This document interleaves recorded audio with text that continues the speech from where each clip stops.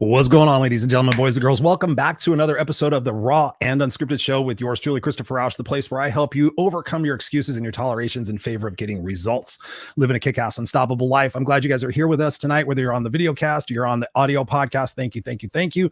We appreciate you guys joining us. We are in the top 10% of all podcasts globally, and that's because of you guys tuning in all the different countries around the world. I would love for you to send me an email, info@noexcusescoach.com. Send me an email from where you're listening from. I would love to get to know you, perhaps feature you on the show as one of our extended listeners.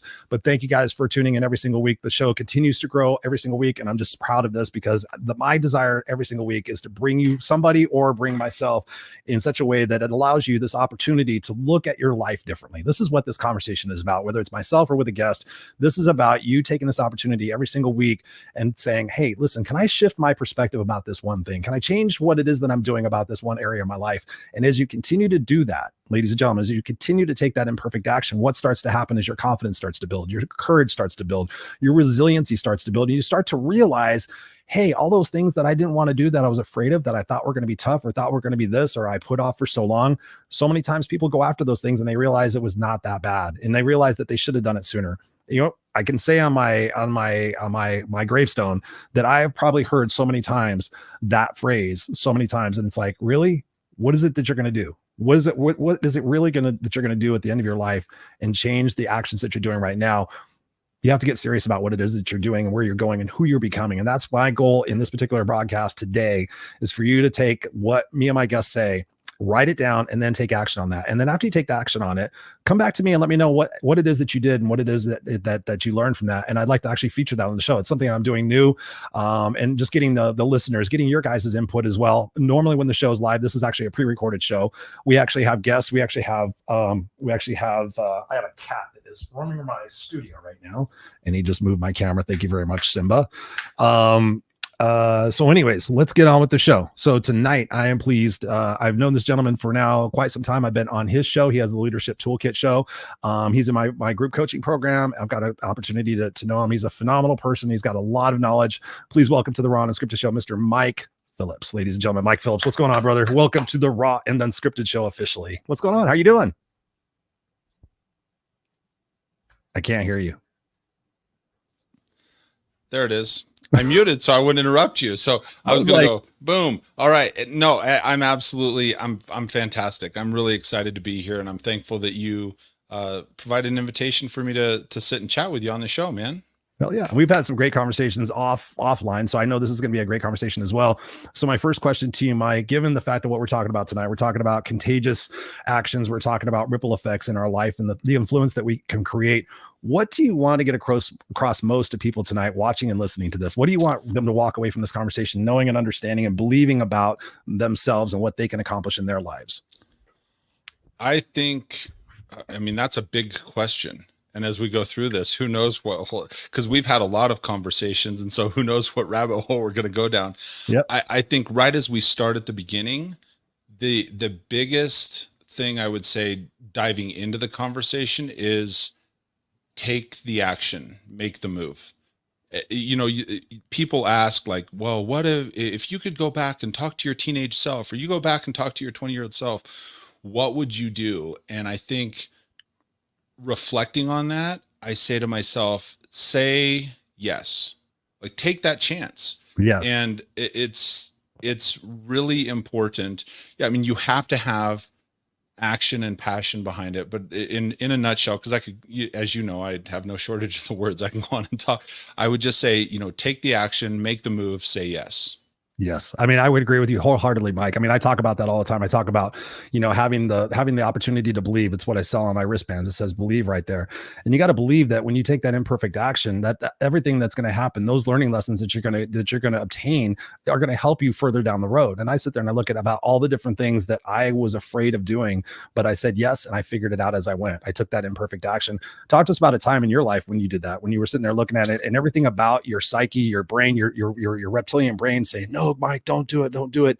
And you sat there and said, you know what, heck it, I'm going to jump off it. I'm going to go out there and make this move. I'm going to take this. And because of that, it catapulted you into some other place.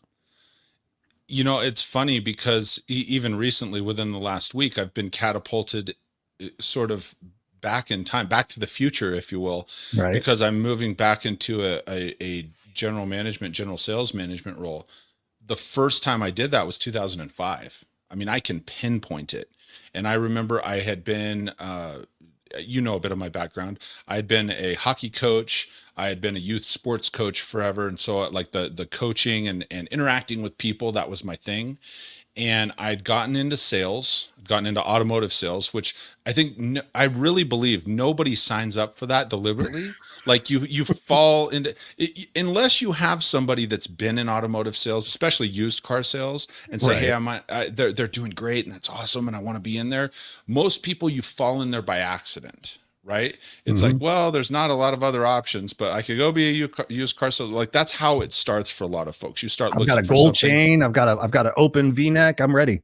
Dude, Stetson cologne, and and so what's crazy is I got into used car sales literally by accident through a career change. And automotive dealerships at the time, like, they're hiring all the time. They want people with good personality, good character. And believe it or not, I know it's ironic to say used car salesman and good character in the same sentence, but it's true. That's what Mhm. most businesses, that's what they're looking for. And then I had sold for, I don't know, 8 or 10 months, and I had an opportunity. The owner of the store came to me and said, "Hey, listen, are you interested in management at all?" And at the time, I'd come from, like I said, being a youth hockey coach, being a business owner, and I was like, I really didn't want it. I wanted to just fly under the radar and sell and be reliant on myself. And he says, I "Well, feel you. you got all these qualities. Why wouldn't you want to lead people?" And I'm like, "Yeah, hey, we could give it a shot." And he says, "What are the first 5 things you would do?" I remember this question to this day. "What are the first 5 things you would do if you took over a store?" And I thought to myself, man, I'm so unprepared for this. I'm like totally, completely unprepared. Like, And he do I just be caught me honest or flat-footed. do I strategize something that I think they want to hear? And I just relied on my coaching experience. And I thought to myself, well, as a coach, what do you do? I said, well, the first thing I do is pull the team together and have a conversation with them to see what they thought they needed to Yep. succeed. I mean, I remember saying it to this day. And I said, then secondly, I would set up a training schedule around that. I said, third, I would probably set up processes so that I know that everybody's moving the same direction, because that's what you do when you're playing hockey, right? You set up plays. When you're playing football, Yeah. you set up plays. And trying to coach kids, trying to get them to run the same direction, it's Right. like, no, go this way, and they're either all over the place or they're all in the same place, right? Yep. And so I remember saying those things. And he says, well, what else? I said, well, I would probably set up a mentorship program. And then I said, I would find a trainer for myself, because I said, I have no idea what to do in that arena. And he says, oh, okay, good answers. And so we sort of parted ways briefly for that. I mean, I'm still in the same business, but I went back to selling, right? And about a month later, he comes and he says, hey, we're going to start training you to learn financing and the business office. I was like, all right, cool. Like that, they got a lot of weight on me. And that position, you still relied heavily on yourself, Right. right? And that was just where I was at in my mental space. And you're saying, hey, what was the time that I took the leap? And so I remember I had about 2.5 weeks of F&I training in the business office. And the owner walks in and he says, hey man, you remember when I asked you the question about the 5 things that you would do? I said, yeah. He goes, well, do you remember what they were? And I said, well, yeah, first thing, I'd pull everybody together, have a meeting, set up a training schedule, set up processes. And he says, okay, he says, hey, hold your hand out for me. So I go like this. And he literally drops the store keys in my hand. He says, you start Monday. Oh Congratulations. no. 2.5 weeks worth of management training.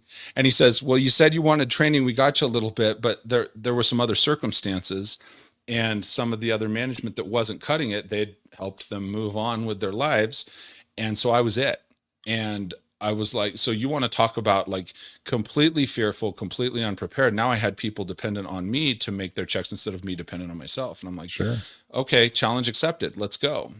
And so we started. Ironically, I got going for about a month. And about a month in, the guy that had been working in the business office, who had significantly more experience than me, uh, then blew out on me. So we're running a store and I was it.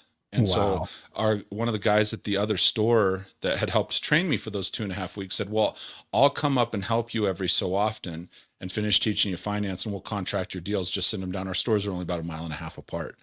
And so the irony is the month that got the other managers blown out, they sold, I think, 25 cars. The month I started, it was a process, and it was a culmination of between, them and me taking over and trying to figure everything out. I think we sold probably 30 or so. The first month that I was up there by myself with a manager blowing out, I think we sold 50 cars, one guy and 4 salespeople. And it was, and they're like, "Oh, what do you attribute your success?" And I was like, "It is all sheer fear and enthusiasm." I love it. I love it. Right. That so, adrenaline will make you move and will make you do creative and resourceful things, right, to get to the end result. That's why I teach so many people, right? When are you going to have had enough? When are you going to have enough? Or what is that you need in order to get that leverage, in order to move that boulder, right? You need fear. You need a purpose. You need passion. You need support. You need those things to be able to move that thing. And you took that action and you did that leap. When you were preparing for that, Mike, and you were thinking about that, what was your mindset about overcoming that imposter syndrome, right? Because I imagine you were feeling like that. Oh my God, I'm going to be managing these people who have already been here for a long time. I got to earn their good graces. I'm going from a situation where I'm depending on myself, where now everybody's going to be depending on me. How did you set your mind up to not have that imposter syndrome? Because I talk about that a lot on the show, and I know a lot of people struggle with that. So what is some of your thoughts on that to be able to help people overcome that? So 2 things. You are absolutely correct. First, imposter syndrome set in. I'm like, who am I to do this? I got a year's experience, and I was managing. So when I went in, the irony was I had been at that store before they pulled me out to train. And the month before I left, I think I had sold 23 cars. I was 18 to 20 some car salesman. And, the next closest guy usually sold about a dozen. And so then, like I said, when they pulled me out, the sales tanked. And I'm not saying that arrogantly. It's just, that was a fact. Right. And so the reason I say that was because in 2004, in 7 months of sales, I was the salesperson of the year. And so, wow, fast forward, or 8 months, maybe, I don't want to. And so based on volume. And so 2005, I'm getting into management. I told you it was 2005. And the imposter syndrome sets in because I was like, man, I'm not ready for this. I'm not this and that. And I had a gentleman that had helped mentor me. He was the 12 car guy, but he was mid 60s and I was mid 20s, and we were buddies. Well, when I moved into that role too, the thing that I quickly found is we were only buddies while I was selling on the floor with him. We were not buddies if I was his senior, because he was the senior guy and he'd been at the store for a number of years, Right. And that was actually a really hard pill to swallow. And I, to this day, remember his name, good guy. And so it was a real fight, the first month or two. And I remember speaking with the owner. I said, here's this one person I'm having a problem with. And he gave me really good advice. He says, this is one of those, he says, he's from a different generation. And he says, this is going to go against everything in your ego, but you're going to have to back him into a corner and just ask him straight up, hey, you were the salesman of the year for the last 5 years. And I'm just curious who took that from you in the first 8 months they were here. So you can either get on board with me or you can get on a different train. And wow, like be that direct. Mm-hmm. And I was like, it was very uncomfortable because not only did I have you're asking, how did I overcome it? I'm like reliving it right now. You're saying, how did you overcome the imposter syndrome? And the whole time I'm thinking, well, who am I to tell this guy that's got more experience? And he says, look, just do it. He says, I think you'll be surprised. And because he knew the person's personality too. Mm-hmm. And so I did. I called him in and we had this conversation, and it was like a switch flipped. And I think that was one of the things that helped me overcome that and helped me realize that was a couple of things. One was I actually had the weight and the experience and the results to back up what it was that I was saying. It wasn't like I was just coming in with an empty glass and saying, oh, hey, you can follow me, right? Right. I had the results to back it up, and it wasn't a fluke. I mean, that's the important thing to make sure we recognize for people listening to this. It wasn't a fluke. It wasn't like you were having a 50% off sale. You just came in there and outperformed that gentleman who had been performing for 5 years. It's like the same thing with the 4-minute mile. I was talking about this with somebody the other day. They're like, oh, we can't do that. We can't do that. I'm like, everybody said we couldn't talk on cell phones. We watched the Jetsons as kids and people were doing exactly what we're doing. We're talking on video. Right. Yeah. The 4-minute mile was broken. And guess what? Right after that, a lot of people broke it because it was like 63 people the following year or something. Yeah, there's the belief, right? So how did that go over with them? So, well, it went over good until he stayed with me until he retired. Yeah, I mean, Wow. and he retired like I don't remember, a year or two later, because again he was mid 60s, but he stayed and he was again the top salesperson. And so I think part of what helped me overcome it was, and that can seem really harsh. Somebody's listening to that going, wow, and like you said, wow, he was told you to be that direct. But Sometimes you got to be. the fact was that I had somebody from the outside, the owner, who believed in me and said, you got to have this direct conversation. And I went to it blindly and had the conversation that was necessary, even though I didn't know how to handle it well at the time. And because I did, it renewed that everybody else's belief in me. And that guy got behind me. And then the other guys that had been there were like, okay, well, if Jerry's on board, so are we. Right. And so it is somewhat of, you learn what you live, right? So all of a sudden, if everybody else believes in you, that quickly wipes away the imposter syndrome. The other thing to realize, and this happens from YouTube, but it happened at the time in sales, is at some point, I think I realized that nobody is thinking about me or my performance as much as I think they're thinking about me or my performance. Exactly. It's yes, just I was me. going to talk about taking things personal. So yeah, go deep on that, because that's so true. Because so many times we take things personal. I was thinking about in my mind of one of the questions I wanted to ask you. So I'll tie it into with what you're saying. How do you deal with that rejection? Right? You're on the floor, you're dealing with rejection all day. Being rejected for other things. How do you process that in the midst of that imposter syndrome? I mean, for me, it's one of those things. I think there are certain things you're wired for. I would tell anybody this, like, you have to realize it's not personal. Rejection is never personal. We take it personal because we think it's about us. Mm-hmm. But the reality is rejection is it's maybe not the right person, not the right time, not enough information. It's almost always in my career and in my time on this life, and when it came to sales, when it comes to leadership coaching, when it's come to podcast, you'll see this, Chris. Like, you'll invite somebody on the podcast. You say, hey man, you want to come on the show? And then you never hear back, or they say, well, yeah, no, I can't, and so on and so forth. And you just have to realize, like, maybe not the right show, maybe not the right time, maybe it didn't fit the schedule, but it's not about you, because ultimately deep down, you're bringing value. And it's the same thing like with my show and with all these other things. So I think that's the number one thing I would say for anybody listening to this, is just realize it is never personal. It's not, even if talk about relationships, right? We go as especially like as guys, you go and you ask that good looking gal out, or this girl that, oh my gosh, I've watched her forever and I really want to ask her out, or vice versa, if ladies asking for the guys and so forth. Even that is not personal.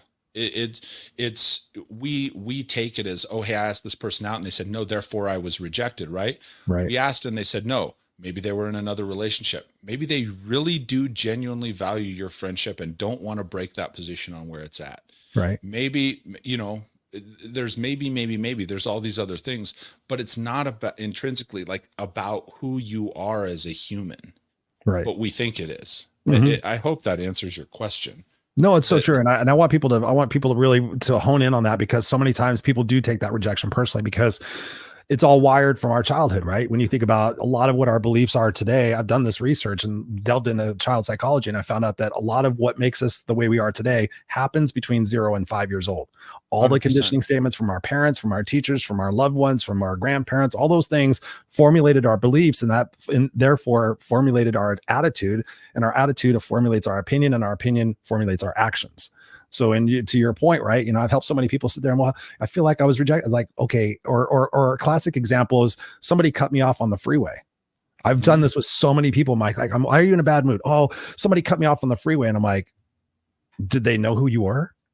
Did they ask you for your name and number? No. Did they specifically pick you? Did they look at you and go, I'm going to cut in front of you, motherfucker. You look like you need a bad day right now. And I just make a joke out of it, because I was the same way. I sat there and I realized one day, because I used to commute in a lot of traffic, and I get so mad at these people, because my expectation was, okay, you jerk, you don't fucking cut people off. You turn your signal on, but my expectation was that people were going to think like me. And then I sat there and I'm like, okay, now I'm getting mad. Now I'm walking. And I did this whole story in my head one time when I was driving to work, and I was thinking, how can I use this in my coaching? And I thought, okay, now I'm in a bad mood. So now I show up at work. Somebody says, good morning, Chris. I'm like, yeah, whatever. People suck. Had a terrible morning. I got cut Yeah. off And then that person goes and says, hey, have you seen Chris? And then that person goes, yeah, I saw him earlier. He seems like he's in a bad mood. And then he comes out, oh, you in a bad mood? Yeah, blah, blah, blah, blah, blah. And then all of a sudden you get like people stop coming around you because you're in a bad mood, because you've put on this persona about yourself, because you've taken something personal that had nothing to do with you. And so I sat there and I realized, how can I change my perspective when people cut in front of me? How can I find empathy? How can I sit there and say, wow, I hope that person isn't on their way to the hospital because their wife just got into a car accident. I hope they're not on their way to school because their kid fell off the monkey bars and has a concussion. I hope that they're not about to shit their pants and they need to get off of the exit. I hope they're not about that. I hope they're not from Germany trying to drive on our freeways, and maybe they're just confused. Maybe it's somebody who hasn't been, I sit there and I find all these opportunities to give that person grace. And in that, I find that I have more love for humanity. I have more love for myself. I'm in a better mood because I'm like, you know what? Hey, if you need that spot, go for it, dude. I'm glad you're in front of me and not behind me. Right. So when I tell people is like, take that opportunity to take a step back, because we want to be victims, like, oh, I've been wronged. And those people, and that helps us stay mediocre. That helps us stay complacent. But if you allow somebody to make you feel something, you've given them your power. And it's so perfectly written in Man's Search for Meaning, the Viktor Frankl book I talk about on this show all the time. It's an amazing book. It's a dry book, but it talks about him surviving Auschwitz, right? A concentration camp. And in the thick of the book, he says, you can make me do anything that you want me to do. I have to go walk on ice and bare feet, but you cannot make me think anything I do not allow you to make me think. He's like, I choose to sit here and live in this horrible space, thinking about my wife, thinking and choosing to believe that we're going to get reunited, choosing to believe that, hey, at least I got a little piece of bread today. Hey, at least I got some pity. I got some people here to keep me company. And so all those things, when we sit there and we make that decision to love ourselves and to have empathy and forgiveness for those people that we think that are attacking us, life changes pretty dramatically. And we start getting in the flow of attracting abundance in our life, because we're no longer focused on the negative and the lack and the scarcity. What are your thoughts on that, Mike?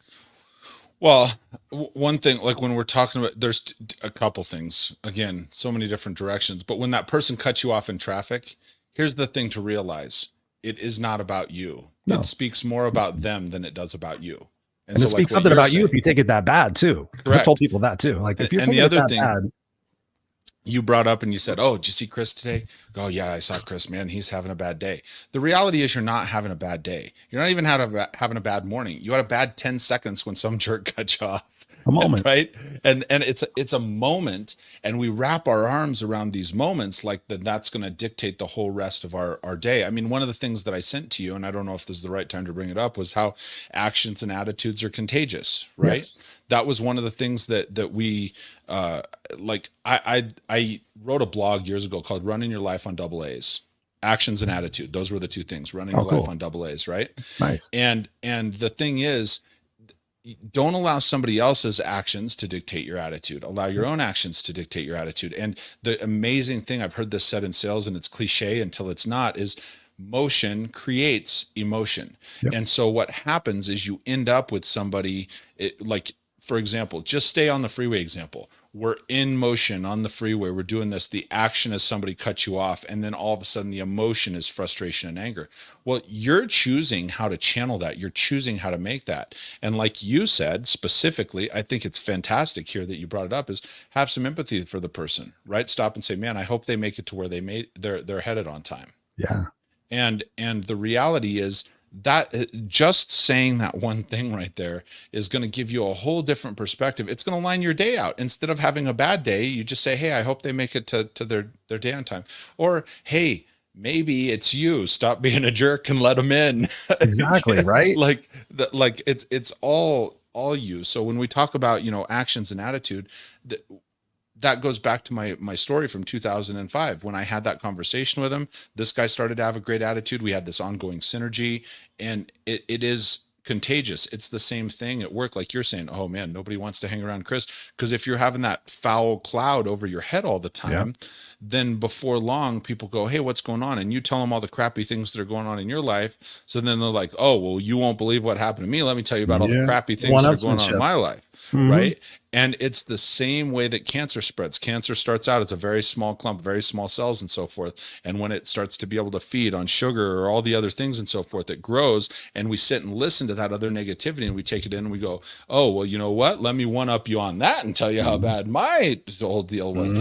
And so then all of a sudden we wonder, right? We're viewing this lens in our model of the world through all of this crap. And it's like, you need, you gotta be able to wash it off and be like, man, before you know it, all you can see is all of that negativity versus here's the thing. So this is where I'm looking because, and for the sake of like, well, we're on the show, I'm looking at you right here. Right. And if that's all I'm looking, and if that's all I see, then that's all I'm going to get in return. And the reality is if I take and just change my perspective and I look over here, all of a sudden, oh, holy cow, stuff looks completely different, you know?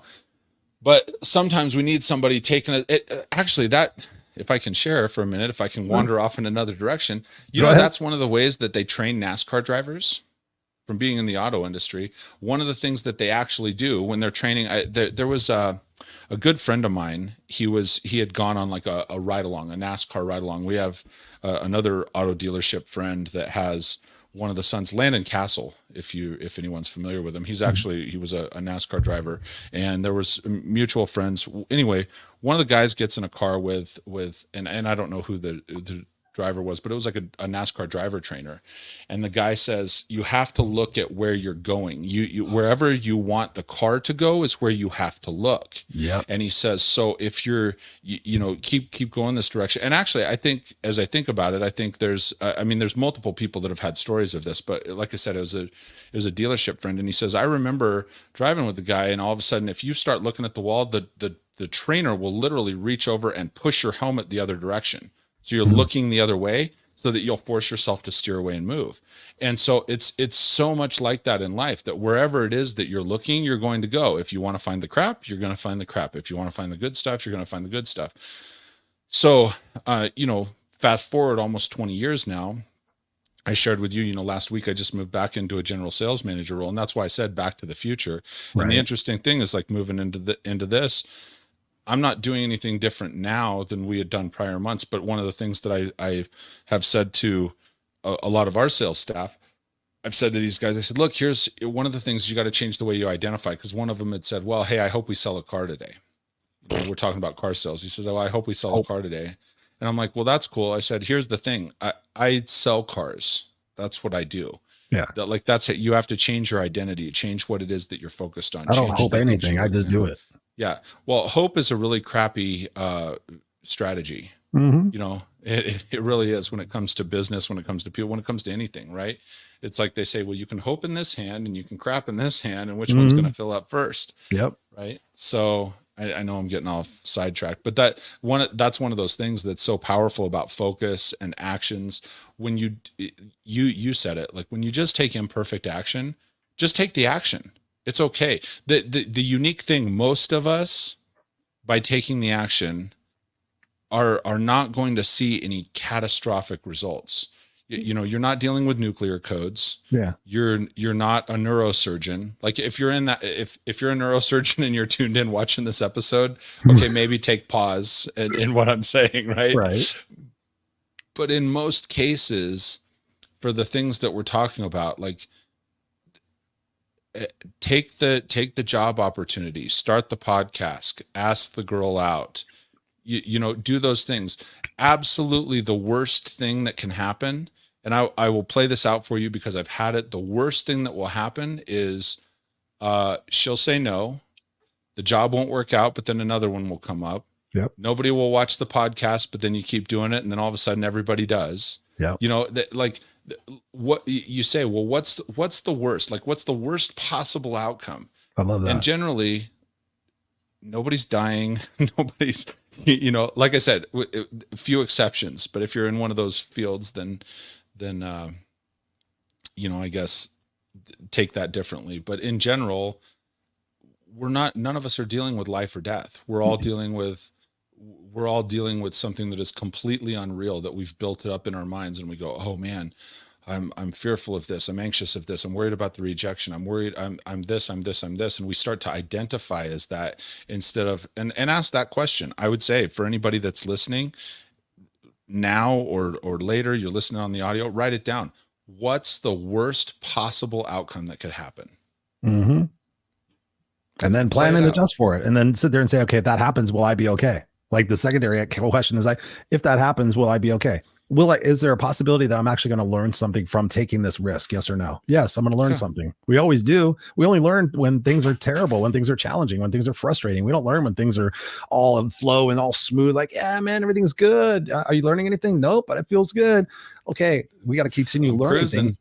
We got to continue learning things. And I love the what you talked about, the fear aspect. And I've determined that I read a great book. It's called Feel the Fear and Do It Anyway by Susan Jeffers. It's an amazing, amazing book for recontextualizing fear and what really fear is. It's that upper limit problem that we're giving ourselves because if we have that fear, then we don't take that action. If we don't take that action, then we don't get rejection. We don't get that personal failure. We don't make a mistake. We don't look bad in front of other people's eyes. So again, conditioned from being kids, like we're kids, we go out and do stuff. We don't think about it. We don't think about how to jump our bike. We go jump our bike. We crush our nuts on the crossbar. And guess what? Next time we keep our feet on the pedals. Guess what? Next time we pull a little bit more on the handlebars. All those things in life, the cliche of how did you walk? You fell down and you fell down and you fell down and you fell down. And one day you got up and you kept walking, went, this is really cool. I think I'm going to try to ride a bike. You ride a bike, you fall down, you fall down, you fall down, you get back up. Be like, ooh, this is kind of cool. The same principle, what you're describing, Mike, happens in life. And I want to give everybody an example of this. And I've been doing this a lot and people are probably nauseous about it, but I don't give a shit. We have what's called a reticular activation system in our brain, the RAS system. Are you familiar with that? Yeah. So you're familiar with that. Bit. So I do this exercise where I've done it with people all in studio and all over the place. And I tell people, like, just right now, wherever you're at, look around and tell me everything that's blue. Okay, that's blue, that's blue, that's blue, that's blue. I'm actually looking at blue, that's blue, that's blue, that's blue, that's blue. I have a lot of blue. I have a blue guitar, blue, blue, blue. Okay, cool. Okay, Mike, so you know everything that's blue, right? Yes, Chris, I know everything that's blue. I've got blue down. I'm going to nail this, man. I'm going to get all the things that are blue right. Okay, Mike, tell me what was green. But Chris, you were saying, look for blue. The same thing in your life. What you were talking about reminded me when I took my advanced motorcycle class. One of the first things they said, look to where you want to go. So if you're in a curve, you need to not be looking in front of you. You need to look at the end of the curve. Okay, I'm going to the end of the curve. So as uncomfortable as it, and they had the same thing, like you were saying, like move the helmet.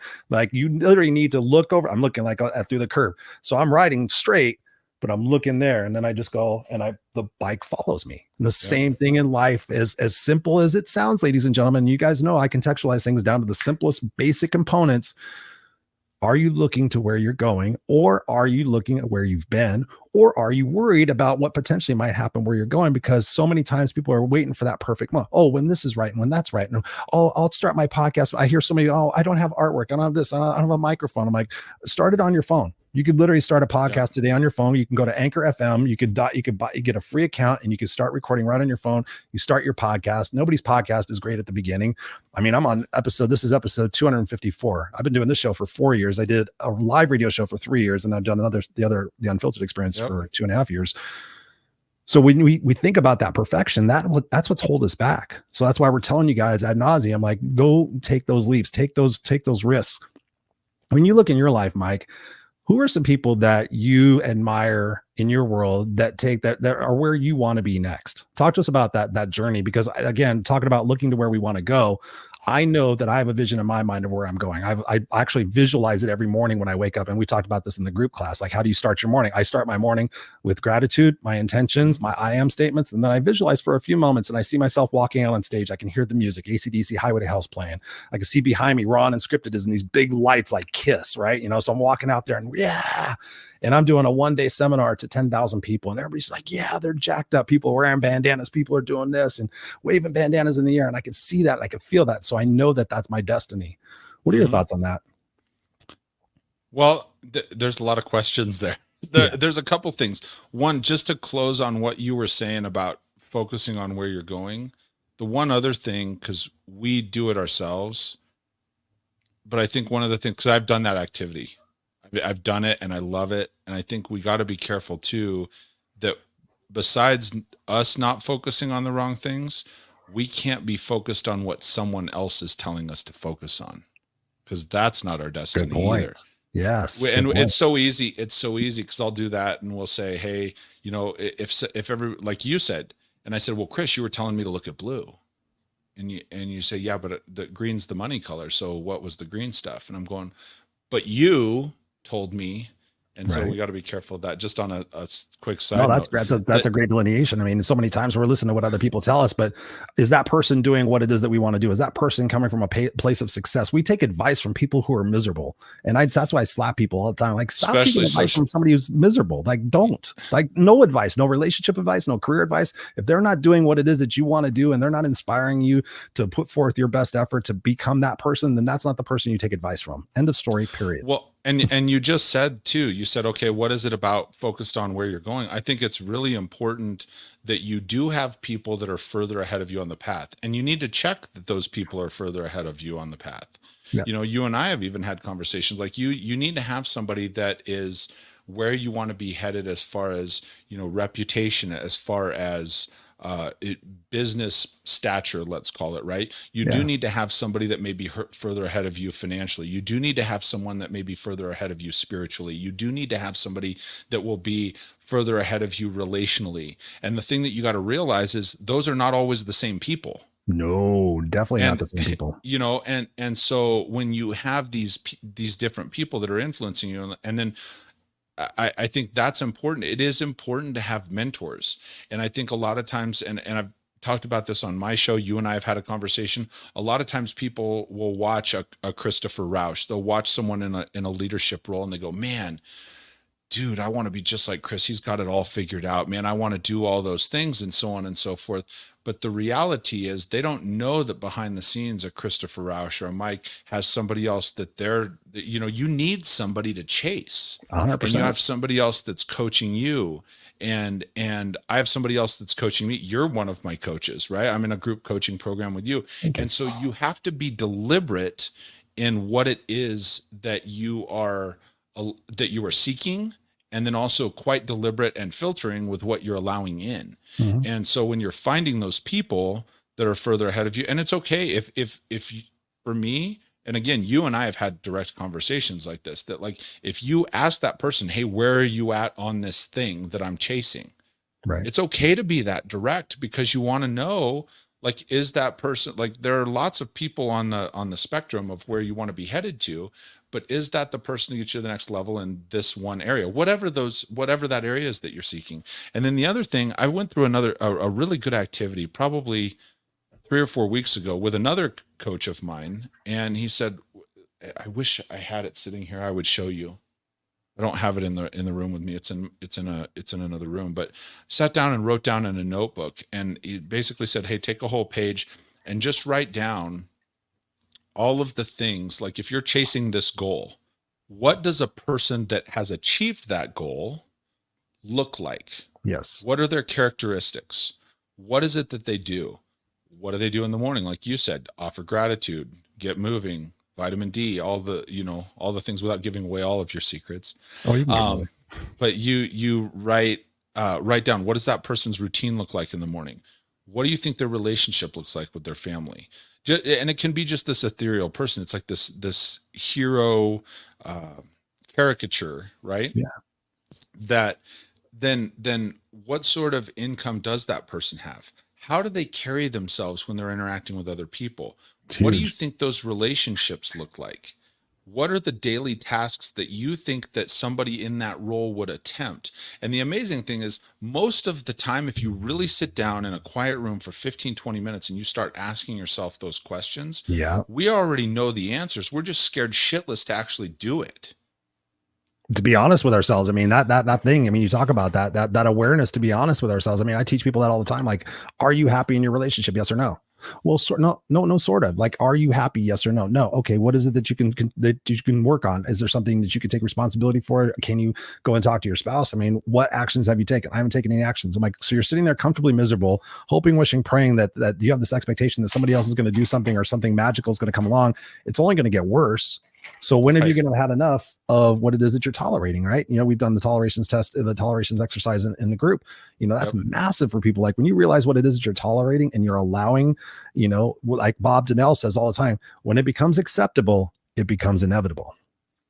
becomes acceptable. It Love becomes that inevitable. line. I want to switch gears a little bit here, talking about, interpersonal relationships and being in car sales and stuff like that. Right now in this world, we have a lot of conflict. We have a lot of controversy. We have a lot of propaganda being spewed about. We have a lot of different generations in this lifetime right now. We have baby boomers, we have Gen Xers, we have Gen Ys, we have Gen Zs. We have a lot of different people in this world. And I have a cat that's just hell bent on destroying my office. We have the feline generation. Yeah. What are your recommendations for people to find harmony when there's chaos between, whether it's interpersonal communication, whether it's interpersonal relationships, business relationships? How can we have people and arm people with a little bit more opportunity? We talked about that empathy earlier on. How can we get people to not be walking around looking for that opportunity to be mad and angry at other people just because we have a difference of opinion? I'm thinking of how to word this, because that also is a good question. Thank you. I would say you've had more than one, just so you know. Keeping score. Thank you, sir. This is not the most tactful way to say this, but shut up and listen more. Yes. Got 2 ears and 1 mouth, baby. Well, just be quiet and listen to other perspectives. Just because you listen to another perspective doesn't mean you accept it or condone it. Right. What it means is you listen to it. And I think so often right now, one of the things that we run into, if we're honest, if we look at the outside and so forth, one of the things we run into rampantly right now is social media makes everybody believe they should have a voice. That's true. Well, it's just like, you need to listen to me. I've got this stuff to share. And so, I came up with this great thing, and or like you and I, we got a podcast, so people got to listen, and so on and so forth. Like, social media has given us this delusion of grandeur that, now I've got this voice and you need to listen to me. Well, I'll give you a tip. So does everybody else. So you just need to be quiet and listen more. And it does not mean that you need to agree with. It doesn't even mean you need to comment on. That's the thing. I think, if you look at every social media site, somebody says something, and what does it open up right below? Leave a comment, like or comment, right? Oh, well, they said this thing, whatever it is. The sky is green. Oh crap, I got to go comment on that. The sky is not green, you asshole. It's blue, right? Yeah. Whatever it is, right? So we are so conditioned that we need to comment on every little thing. Oh yeah. And when you're saying, like, how do generations get along? Generationally, and especially in car sales, I think one of the things that I do right now heavily is I just listen a lot. I listen to people. Yeah. And I mean, for goodness sake, I could give you examples from day after day. A gal yesterday came in all frustrated, ready. I mean, she was ready to just throw down. She was much smaller than me, just so you know, but she was still ready to throw down. And I just said, I remember like looking directly at her, and I simply asked this question. I said, listen, I can tell you're frustrated. I'm just curious, what's got you so frustrated? Just tell me about it. And I just let her talk. And that was it. And was it about buying a car or getting a car fixed or a car buying experience? What was the context on it? Yeah, it was nothing. Oh man. Bye, kitty. It was none of that stuff. It was she came in because she felt she hadn't got copies of all of her paperwork. Oh, okay. Okay. Simple, right? You go, well, that's not a big deal. And she'd gotten paperwork emailed to her, but she didn't want digital copies. She wanted regular copies of the paperwork. And so even the salesperson, the person that was engaging with her, was like, well, you got copies. They're digital copies. You got those. And when I just stopped and listened to her, I said, so if I give you copies of the paperwork, are we good? And she's like, yeah. So then she proceeded to tell me how she works in a humanitarian effort. She's a volunteer for the Red Cross. She went on and on and on and on about all the other stuff that didn't pertain to that once she had physical copies.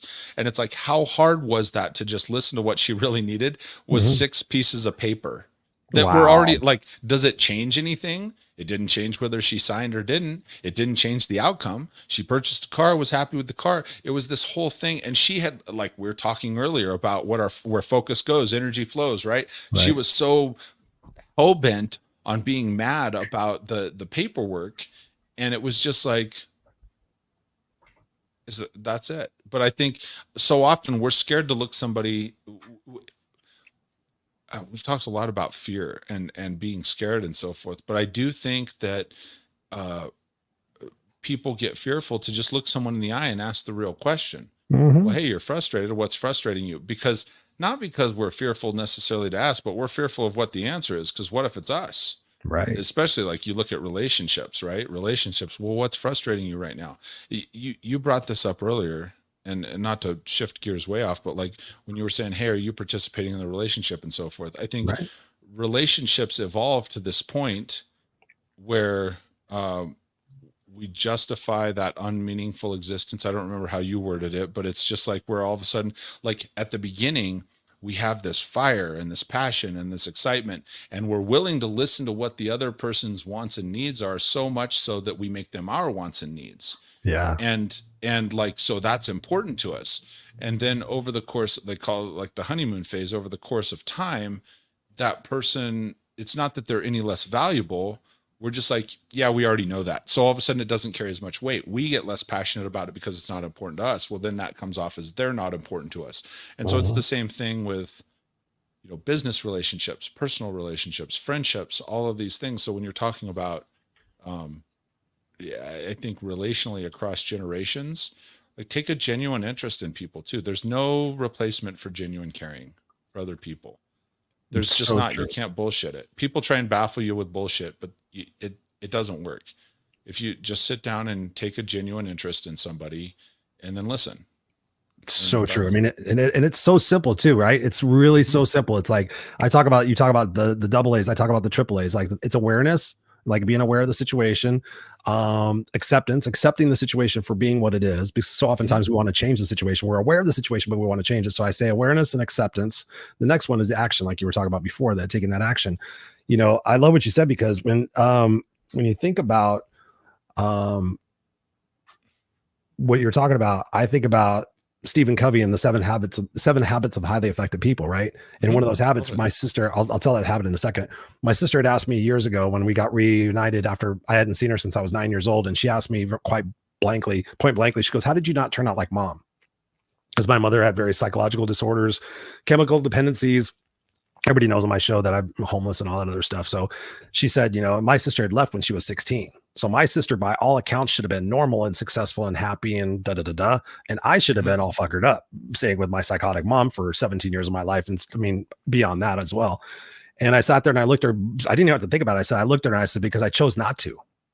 I said, I chose not to be like mom. Mom is unsuccessful. She's unhappy. She's miserable. She's angry. She's and said, so I made it my mission, as Stephen Covey says, to seek first to understand, then to be understood. And so I saw my mom always had to be right. And so I created this phrase when I was really young. I said, do I want to be happy or do I want to be right? I want to be happy. I can be right all the time, but what does it do when I'm right? It makes you feel like shit because you're wrong. Even though if you're right and I'm wrong, I've still made you feel. So I'd rather be happy and then right in so many situations. Am I going to lose the battle to win the war? Okay. Right. And so when I thought about that, taking that genuine interest in people, that was hard for me. That was really hard for me because I grew up in such a place, like you have to defend yourself. I was bullied. I was picked on, you know, so I had to sit there and stop and say, okay, listen, I'm going to listen to you. And because I started listening to people and I started thinking like, wow, they did that and they got that result. Maybe if I copy and rob and duplicate that, maybe I'll get that same result too. And that's how I've taken that imperfect action and failed my way to success every single time, because I just stop and listen. Like you said, I love what you said before. What would I do first? Anytime I've started a new job, I pull the team together. What are the things that you guys desire? What is it? What are your expectations right now? What's not being met? What tools, what resources do you need? Right? What are some situations that we can all solve collaboratively? I'm not here to tell you guys what to do. You guys are the ones that are doing it. I want your input. Let's try your ideas. We can try them for 6 weeks, 6 months, whatever it might be. Let's give it a shot. Let's see what's happening, you know, And then you get that receptiveness, right? People are on guard, and all of a sudden you take their guard down and you listen to them, then they're going to tell you everything. And so that's what I started learning in my life when I started listening and asking questions. You know, I do the broadcasting thing. I started broadcasting because I had done such a great job in asking people questions. People said, you should be an interviewer. And I'm like, I just naturally have been curious about people. I'm just curious. Like, tell me more about that. Tell me, how did you get out of that? What did you do? You know, how did you fight the urge to quit? And I just kept listening to these people, and I kept seeing there was similarities in what they were doing and saying. And I'm like, okay, if all these successful people group that stuff together, then might I try that and be successful as well? And that's the same thing that happens. So I love what you're saying, Mike. And mirroring. This has been a powerful conversation. We've been going for 50 minutes. Can I share one on... more thing? Absolutely, 100%. Dude, you and I, we could go for like 4 hours. Easy. We could do a telethon. But one of the things that you're talking about, like bringing people together, one thing that is very, very powerful, and I literally just did this because as I'm moving into this GSM role, I went in and I pulled people together and I said, hey, here's my expectations of you. And I think we all have expectations of each other, right? We have expectations of the way things should go. Sure. And so, hey, here's what they are. And then I asked the question, I said, so I'm curious from a staff perspective, for me as the leader, me in a management role, what are your expectations of me? Yep. And it went silent. And literally one of the guys, younger guy that works for me now, speaks up and he goes, hey, he says, Mike, I've never had a manager asking me for that, and I feel like it's a setup. He literally said that to me. Good. And I said, okay, well, no, it's not a setup. And so then one of the other guys finally people start chiming in, and they said, well, kind of the same expectations you have of us, we should be able to hold you accountable to, like be on time, be efficient, get results. And then one of the guys, two other things that were added, he said, as a leader, he says, I want somebody that's going to help provide solutions instead of just tell me about my problems. And I thought that was really powerful. And then the next thing, the same guy said, and he says, and I need you to be approachable. Yeah.